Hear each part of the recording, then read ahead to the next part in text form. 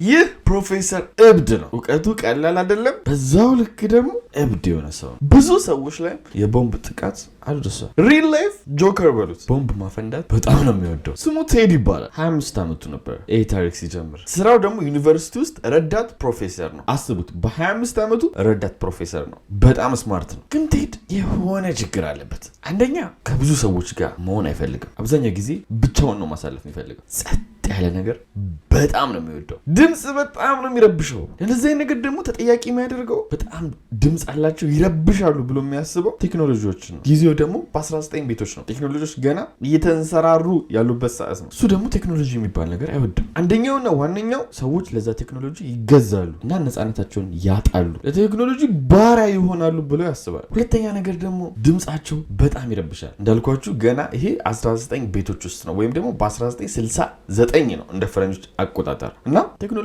ገና እያንሰራራ ነው። ጭራሽ ሁሉ ዩኒቨርሲቲ ረዳት ፕሮፌሰርነቱን አልሰራም ብሎ ጥሎ ይወጣል። ከማንም ጋር መስማማት አልቻለም። ወደ ቤተሰቦቹም ይመለሳል። አብዛኛውን ጊዜ ደግሞ ቤት ውስጥ ሆኖ መኝታ ቤቱ ቆልፎ ነው የሚውለው፣ ጽሁፍ እየጻፈ ለምሳሌ ሞተሮች ምን ያክል እንደሚጮሁ፣ ያ ደግሞ ምን ያክል እንደሚረብሽ፣ እነዚህ ነገሮች ደግሞ ለሰው ልጅ ይህን ያክል አስፈላጊ ነገሮች አይደሉም። በማርኬቲንግ ሆን ተብሎ ጥቅማቸው ገነነ እንጂ ብዙም ጥቅም የላቸው። የድምፅ ብክለትን ነው ይፈጥሩት። ስፔሻሊ ደግሞ በረዶ ላይ የሚሄደው ሞተር ምንም አይጠቅምም፣ ዌስት ኦፍ መኒ ነው፣ ለቴክኖሎጂ አትገዙ እያለ ጋዜጣ ይጽፋል። ይህን ነገር በሚያደርግበት ሰዓት ታዲያ ግን እንዳልኳችሁ መኝታ ቤቱ ቆልፎ ለብቻው ነው። እሱ ደግሞ ይሄ ነገር ተመችቶታል። ምክንያቱም ብዙ ጊዜ ብቻውን ነው ማሳለፍ ይፈልጋል። ግን እንደዚህ ለማድረግ ቤተሰብ ውስጥ ነው ያለው። ቤተሰቡ ደግሞ ይህን ነገር አልተቀበሉለትም። በሀሳቡ የማይስማሙም፣ ቤት ውስጥም ደግሞ ቁጭ ማለቱ አልወደዱለትም። እናም ተነስተ ስራ ውጣ፣ ስራ ፈልግ እያሉ ያስጨንቁታል። ቴድ የፈለገው አንድና አንድ ነገር ስራ ሳይሆን በቃ ብቻውን መሆን። በእንደዚህ አይነት ሁኔታም ደግሞ 2 ዓመት አለ። ዩኒቨርሲቲም ሰርቶ ደግሞ ያጠራቀመውን ብር እስካሁን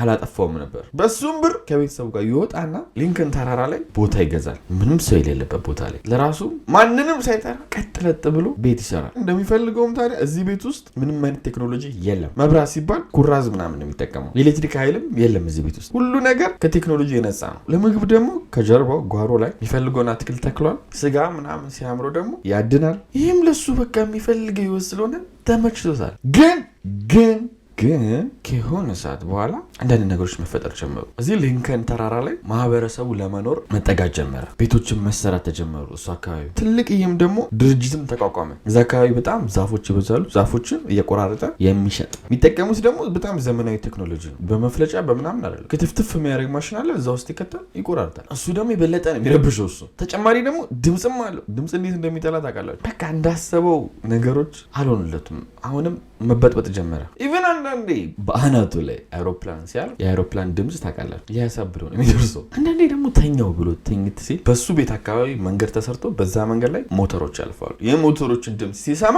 ጨለለ፣ አበደ። ታዲያም እኚህ ሰዎች ለማጥፋት አሰበ፣ ለመበቀል። መንገዱ ላይ ሞተረኞች ይሄዳሉ ብያቸዋለሁ። ሞተረኞቹ ላይ ገመድ ማሰር ጀመረ፣ ጠልፎ የሚጥላቸውን። እሱ አካባቢ ደግሞ ተጠግተው ለመኖር ያሰቡትን እየሰሩ ያሉበትን ቤት ሄዶ ማፍረስ ጀመረ። በአካባቢው ደግሞ ትልቅ ድርጅት ተቋቁሞ ነበር ብያቸዋለሁ፣ ዛፎችን እየቆራረጠ የሚሸጥ። እዛም ተደብቆ እየሄደ ሞተር ውስጥ አፈር ይጨምራል። ይሄ ሞተሩን ድምጥማጡን ነው የሚያጠፋው። በተጨማሪም ደግሞ የሚጠቀሙት ሞተር ላይ አብዛኞቹ የሚሰሩት በጋዝ ነው። ጋዝ ውስጥ ስኳር ይጨምራል። ስኳሩ ይቀልጣል። ሞተሩ የሚፈልገውን ያክል ጉልበት ከጋዙ አያገኝም። ጭራሽ ሁሉ ነው የሚያበላሽ። በዚህ ግን አላበቃም። መንገድ እየጠረገ የሚሄድ ዶዘሮችን በእሳት ቡን። እኚህ ሁሉ ነገሮች ተፈጥሮ ታዲያ ውስጡ ያለውን እንዴትና የሚያየውን ነገር በቃኝ እንዲል አላደረገውም። ጭራሽ ሁሉ ነገሩን ከፍ ያደርገዋል። ቦምብ ለመስራት ይህንን ቦምብ ደግሞ የሚሰራው በጣም ጎበዝ የተባሉ ኢንጂነሮች ጋር ልኮ ሊገላቸው። በ1978 እንደ ፈረንጆች አቆጣጠር የሆነ ዩኒቨርሲቲ ውስጥ በጣም ጎበዝ ኢንጂነር እንዳለ ያውቃል፣ ያረጋግጣልም ጭምር። ለዚህ ሰውዬም ቆንጆ አድርጎ ቦምብ ይሰራል። በካርቶንም አድርጎ ልክ እንደ ፖስታ እንደተላከለት ስሙን ለጥፎ የሱን ዩኒቨርሲቲ በርጋ ያስቀምጠዋል። ዘበኞቹ ምን ሲያዩ ብድግ አድርገው ለዚህ ኢንጂነር ፕሮፌሰር ወስዶ ይሰጡታል። ኢንጂነሩ ሲያይ ግን ና እኔ ከማንም እቃ እየጠበቅኩ አይደለም፣ ይሄን እቃ ውሰዱልኝ አልፈልግም ይላል። ይፈራል። ዘበኞቹም ታዲያ ያለውን ነገር ለማወቅ የሱስም ካለበት እናጣራ ብለው ክፍት ሲያደርገው ቡም ይፈነዳል። እናም ዘበኛው ላይ ጥቃት ይደርሳል ማለት ነው። ግን አልገደለውም። በሚቀጥለው ዓመትም በተመሳሳይ ሁኔታ ለሌላ ፕሮፌሰር ቦምብ ይልካል። ይህም ቦምብ ግን ተማሪው ነበረ ብድግ ያደረገው። ልክ እንዳነሳው ፕሮፌሰሩ ጋር ሳይደርስ ፈነዳ። ተማሪው ተጎዳ። ይህን ያክል ግን ጉዳት አልነበረም። የሆነ ትንሽ አቃጠለው ምናምን የከፋ አልነበረም። ሁለቱም ላይም ዘበኛው ላይም ይህም ላይ የደረሰው። ለቴድ ግን እኚህ ነገሮች አለመሳካታቸው ቀጣይ ከፍ ያለ ነገር እንዲያስብ ያደርገውና አውሮፕላን ሻንጣ የሚቀመጥበት ውስጥ ማንም ሳያየው ቦምብ ወስዶ ይደብቃል። ልክ ይህ ፕሌንም ወደ ላይ ሲነሳ ቦምቡ ይፈነዳል። ይህን ያክል ግን ቦምቡ ጥቃት አላደረሰም፣ ወይም ደግሞ የፕሌኑን ቦዲ አልሰበረው። ጭስ በጭስና ትንሽ እሳት ነበር ያደረገው። ወዲያውም ታዲያ ካፕቴኖቹ ሲያዩ ነገሩ ሳይባባስ ቶሎ ፕሌኑን ያሳርፉት እናም ይተርፋሉ ማለት ነው። አሁን ይህ ሁሉ ነገር ሲያደርግ በቃ ከአቅማቸው በላይ ስለሆነ ፖሊሶች ነገሩን ኤፍቢአይ ይዞ መመርመር ይጀምራል። ግን ለኤፍቢአይም ይሄ ሰው በጣም ከባድ ነው። ምንም የሚያውቁት ነገር የለም። ያወቁት አንድ ነገር የሁሉ የቦምብ ጥቃቶች በአንድ ሰው እንደሆነ ነው። ስምም አወጡለት ታዲያ ዩኒ ቦምበር ብለው። ዩኒ የሚለውን የተጠቀሙት ብዙ ጊዜ ጥቃት ያደረሰው ዩኒቨርሲቲ ላይ ስለሆነ ቦምብ ያው ቦምብ ነው። ሌላ በተረፈ የሚያውቁት ነገር የለም ለኤፍቢአይ ራሱ። በዛ ላይ ደግሞ ልብ በሉ በጣም ስማርት የሆነ ሰው ነው። እንዴት ማምለጥና እንዴት መደበቅ እንዳለበት በደንብ ያውቃል። ቀጣይ የኤፍቢአይ የወሰደው እርምጃ ለህብረተሰቡ ማሳወቅ ነው። አንድ ማንነቱ ያልተረጋገጠ ቦምብ ለሰዎች እየላከ ያለ ሰው አለ፣ ተጠንቀቁ ይላቸዋል። ህዝቤ እንዳለ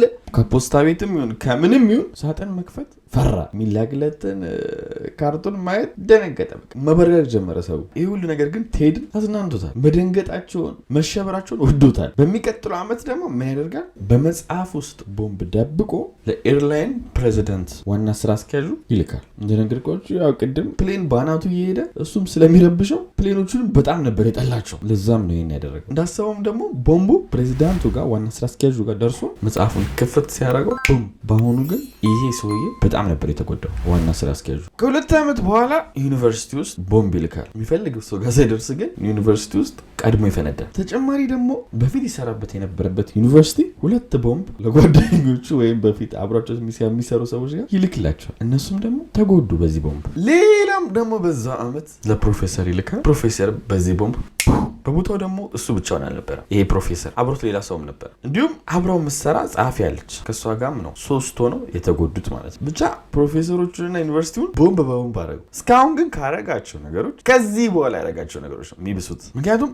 ልብ ብላችሁ ከሆነ ቴድ ጥቃት እየጨመረ ነው የመጣው። የመጀመሪያው ቦምብ ትንሽ ማቃጠል ነበር። ከዛ አሁን በጣም ከባድ ጥቃት ማድረስ ደርሷል። በ1985 እንደ ፈረንጆች አቆጣጠር ኮምፒውተር የሚያከራይ ድርጅት አለ። ኮምፒውተር ትሄዳላችሁ፣ ትከራያላችሁ ምናምን። እሱ ደግሞ ጸረ ቴክኖሎጂ የሆነ ሰው ነው። ኮምፒውተር ደግሞ ለቴክኖሎጂ በጣም ብዙ ሺህ እጥፍ ነው የሚያስጠጋችሁ። ስለዚህ ለሚያከራየው ሰውዬ ስጦታ ብሎ በካርቶን አድርጎ ያስቀምጥለታል። መጥቶም ይሄ ሰውዬ ብድግ ሲያደርገው ካርቶኑ ሳይከፍተው ነበር የፈነዳው። እዛው በፍንዳታውም ደግሞ ይሞታል። የመጀመሪያውን ሰው ገደለ ማለት ነው። እስካሁን ጉዳት ነበር። ከ2 ዓመት በኋላ ኮምፒውተር የሚሸጥ ድርጅት አለ። ይህን ካርቶን አስቀምጦ የድርጅቱ ባለቤትም መጥቶ ይህንን ካርቶን ብድግ ያደርገዋል። ቡም ይፈነዳል። ግን በጣም ይጎዳል እንጂ አይሞትም። ችግሩ ግን እዚህ ጋር ምንድነው? ቴድን ይህንን ካርቶን ሲያስቀምጥ የሆነ ሰው አይቶታል። ታዲያም ፖሊሶች ሲመረምሩ ለፖሊሶቹ ኢማጂን የምታደርገውን ነገረቻቸው። እነሱም በስዕል ምን ሊመስል እንደሚችል አስቀመጡ። በዜናም በጋዜጣም ደግሞ ይህን የሳሉትን ስዕል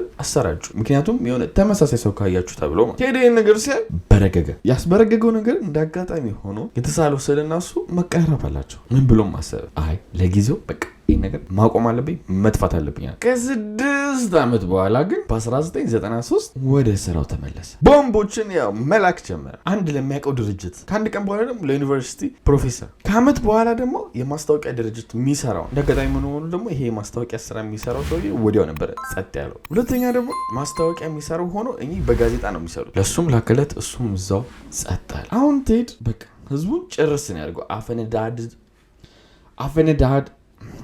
አፈነዳድቶ ፍጅት ነው ያደረጋቸው። አስቡት 17 ዓመት ሙሉ ማንም አልያዘው ይህን ሁሉ ነገር ሲያደርግ። በዚህ ሂደት ውስጥ 3 ሰው ገለዋል። በጣም ብዙ ሰው ጉዳት ውስጥ ከተዋል። እንደዛ በቃ ኤፍቢአይ የሚችላቸው የለም። ኤፍቢአይ ጀግኖች ናቸው የሚባሉት እሱም ያስከብዷቸዋል። በ1995 በቃ ማንም አያስቆመኝም ብሎ ማሰብ ጀመረ። ነፃነት ተሰሙ። አሰራራቸውን አውቃለሁ አይዙኝም ብሎ ግን ሰዎች ስለሱ ምን እንደሚያስቡ ማወቅ ፈለገና ሲያይ ሰዎች በቃ ዝም ብለው እሱ እብድ የሆነ ዓላማ የሌለው ሰዎች መግደል የሚወድ ሰው እንደዛ ብለው ነው እያሰቡት ያለው። እሱ ግን እንደዛ እንዲያስቡት አልፈለገም። የሆነ ዓላማ ያለው ለዓላማው እየተዋጋ እንደሆነ ጭራሹኑ ሰዎችን እንዳይሸወዱ ሁሉ እየጠቀመ ያለ ነው የሚመስለው። ለሰዎችም ደግሞ ይህን አስተሳሰቡን እንዲያውቁለት ሁሉ ፈለገ። እዛም ታዲያ ራሱን እና ያለውን ነገር ለማስረዳት ግጥም አድርጎ ጻፈ። እኔ መጥፎ ሰው አይደለሁም፣ እንዴት እኔ ለእናንተ እየተዋጋዋለሁ።